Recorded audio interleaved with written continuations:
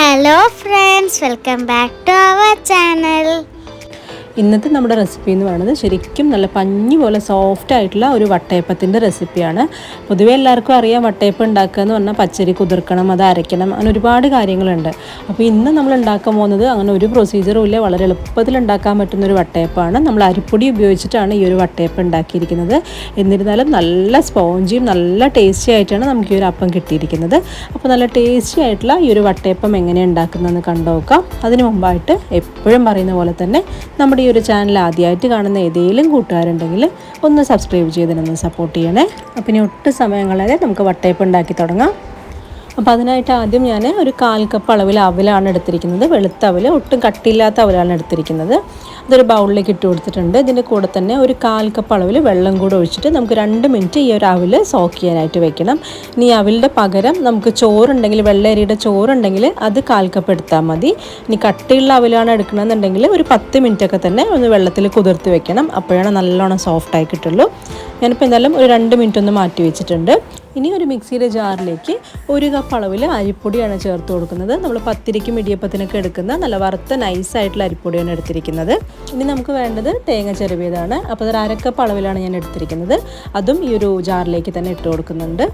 ഇനി നമുക്കിതിലേക്ക് നമ്മൾ നേരത്തെ സോക്ക് ചെയ്യാൻ വെച്ചിരിക്കുന്ന അവലും കൂടെ ചേർത്ത് കൊടുക്കാം. അപ്പോൾ ഞാൻ ആദ്യം പറഞ്ഞ പോലെ തന്നെ വെള്ളരിയുടെ ചോറുണ്ട് എന്നുണ്ടെങ്കിൽ അത് തന്നെ ചേർത്ത് കൊടുക്കുക 1/4 കപ്പ് അളവിൽ. അതില്ലെങ്കിൽ മാത്രം ഇതുപോലെ അവലെടുത്താൽ മതി. ഒരിക്കലും ബ്രൗൺ റൈസിൻ്റെ ചോറ് ഇട്ട് കൊടുക്കരുത്. അങ്ങനെയാകുമ്പോൾ നമ്മുടെ വട്ടയപ്പത്തിൻ്റെ കളർ തന്നെ മാറിപ്പോവും, ആ ഒരു വൈറ്റ് കളർ കിട്ടില്ല.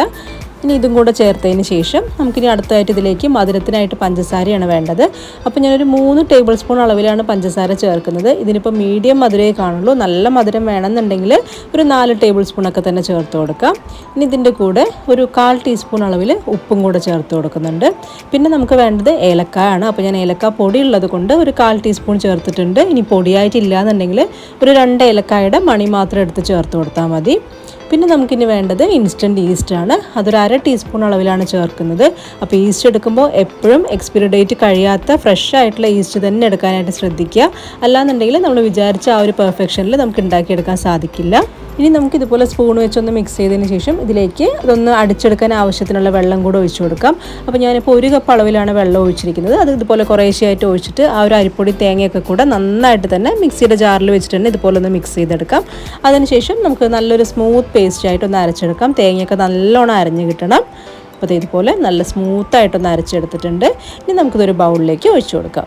അപ്പോൾ നമ്മുടെ വട്ടയപ്പത്തിനുള്ള മാവിൻ്റെ പ്രിപ്പറേഷൻ എന്ന് പറയുന്നത് ഇത്രയേ ഉള്ളൂ. 5 മിനിറ്റിൻ്റെ പണി പോലും ഇല്ല. അത്ര എളുപ്പത്തിൽ ഈ ഒരു മാവ് നമുക്ക് തയ്യാറാക്കിയെടുക്കാൻ സാധിക്കും.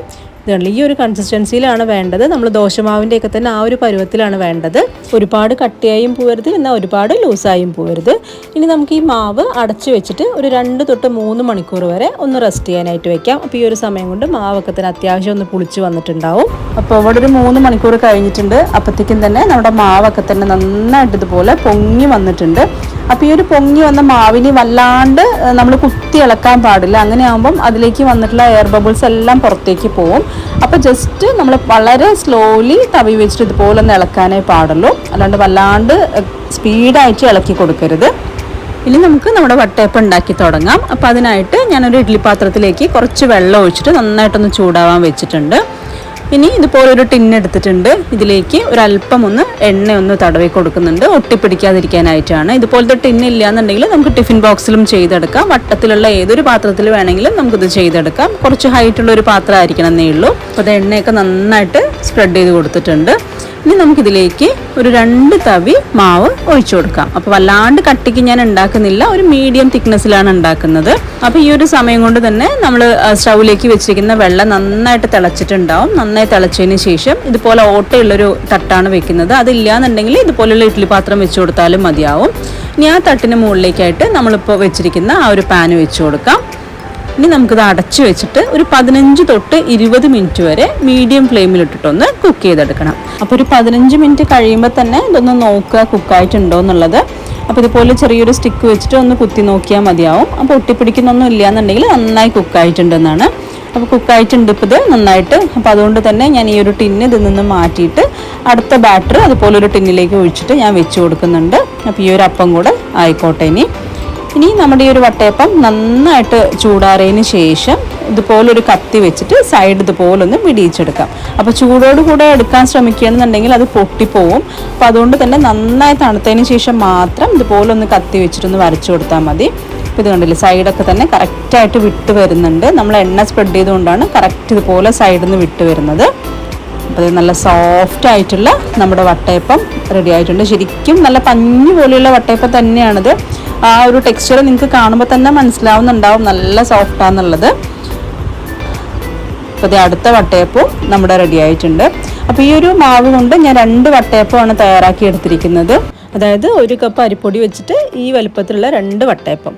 അപ്പോൾ കൂടുതൽ വട്ടയപ്പം വേണമെന്നുണ്ടെങ്കിൽ അരിപ്പൊടിയുടെ അളവും അതുപോലെ തന്നെ കൂട്ടിയാൽ മതി. അപ്പോൾ നല്ല ടേസ്റ്റി ആയിട്ടുള്ള അതുപോലെ നല്ല പഞ്ഞി പോലെയുള്ള വട്ടയപ്പം തന്നെയാണിത്. ഇതിപ്പോൾ ഞാൻ ഒരു മീഡിയം മധുരത്തിലാണ് ഉണ്ടാക്കിയിരിക്കുന്നത്, ഓൾറെഡി പറഞ്ഞു. അപ്പോൾ നമുക്കിത് സ്നാക്കായിട്ടും കഴിക്കാം, അതുപോലെ തന്നെ ബ്രേക്ക്ഫാസ്റ്റോ ഡിന്നറോ ഒക്കെ ആയിട്ട് കഴിക്കാം. കറി കൂട്ടി കഴിക്കുകയാണെങ്കിൽ അങ്ങനെയും കഴിക്കാം. എങ്ങനെ വേണമെങ്കിലും കഴിക്കാൻ പറ്റുന്ന നല്ലൊരു പലഹാരമാണിത്. അതുപോലെ വൈകിട്ട് മക്കൾ സ്കൂളിലോട്ട് വരുമ്പോഴും ഉണ്ടാക്കി കൊടുക്കാൻ പറ്റുന്ന നല്ലൊരു പലഹാരമാണ്. അപ്പോൾ ഇനിയിപ്പോൾ വട്ടയപ്പമൊക്കെ കഴിക്കാൻ തോന്നുമ്പം പച്ചരി കുതിർക്കണമല്ലോ അരയ്ക്കണമല്ലോ എന്നുള്ള ടെൻഷനൊന്നും വേണ്ട. അരിപ്പൊടി വീട്ടിലുണ്ടെങ്കിൽ വളരെ പെട്ടെന്ന് തന്നെ നമുക്ക് ഇതിൻ്റെ മാവ് റെഡിയാക്കി എടുക്കാം. അതുപോലെ വളരെ പെട്ടെന്ന് തന്നെ ഉണ്ടാക്കിയെടുക്കാനും സാധിക്കും. ഇനി ഞാൻ ഈ വട്ടയപ്പം മുറിച്ചും കൂടെ കാണിച്ചു തരാം. ശരിക്കും നല്ല പഞ്ഞി പോലെ തന്നെ ആയിരിക്കുന്നത്. മുറിക്കുമ്പോൾ തന്നെ കത്തി വെക്കുമ്പോഴത്തേക്കും അങ്ങോട്ട് താന്ന് പോകും, അത്രയ്ക്കും സോഫ്റ്റ് ആയിട്ടാണ് ഇതിരിക്കുന്നത്. ഇത് കണ്ടില്ല, ഉള്ളിലൊക്കെ തന്നെ നല്ല ബബിൾസൊക്കെ വന്ന് ശരിക്കും ആ ഒരു സ്പോഞ്ചി ടെക്സ്ചറിൽ തന്നെയാണ് ഇരിക്കുന്നത്. പിന്നെ ഈ ഒരു വട്ടയപ്പം ചൂടാറി കഴിഞ്ഞാലും ഇതേ ഒരു ടെക്സ്ചറിൽ തന്നെ നമുക്ക് കിട്ടും. നല്ല സോഫ്റ്റായിട്ട് തന്നെ ഇരിക്കും. രാവിലെ ഉണ്ടാക്കിയാലും വൈകുന്നേരത്തേക്കും ആ ഒരു സോഫ്റ്റ്നെസ്സോടുകൂടി തന്നെ ഉണ്ടാവും. അപ്പോൾ എല്ലാവർക്കും അരിപ്പൊടി വെച്ചിട്ടുള്ള ഈ ഒരു വട്ടയപ്പത്തിൻ്റെ റെസിപ്പി ഇഷ്ടമായിട്ടുണ്ടാവുമെന്ന് വിചാരിക്കുന്നു. ഇഷ്ടമായിട്ടുണ്ടെങ്കിൽ തീർച്ചയായും ഇതുപോലെ ഒന്ന് ട്രൈ ചെയ്ത് നോക്കുക. അതിനുശേഷം നിങ്ങളുടെ അഭിപ്രായങ്ങൾ കമൻറ്റ് ബോക്സിലൂടെ ഒന്ന് അറിയിക്കുകയും കൂടെ വേണേ. പിന്നെ പറ്റുമെങ്കിൽ ഫ്രണ്ട്സിനും ഫാമിലിക്കും ഒക്കെ ഈ ഒരു റെസിപ്പി ഷെയറും കൂടെ ചെയ്ത് കൊടുക്കണേ. അപ്പം ഇനി വീണ്ടും നല്ലൊരു റെസിപ്പിയായി കാണാം. എല്ലാവർക്കും ബൈ.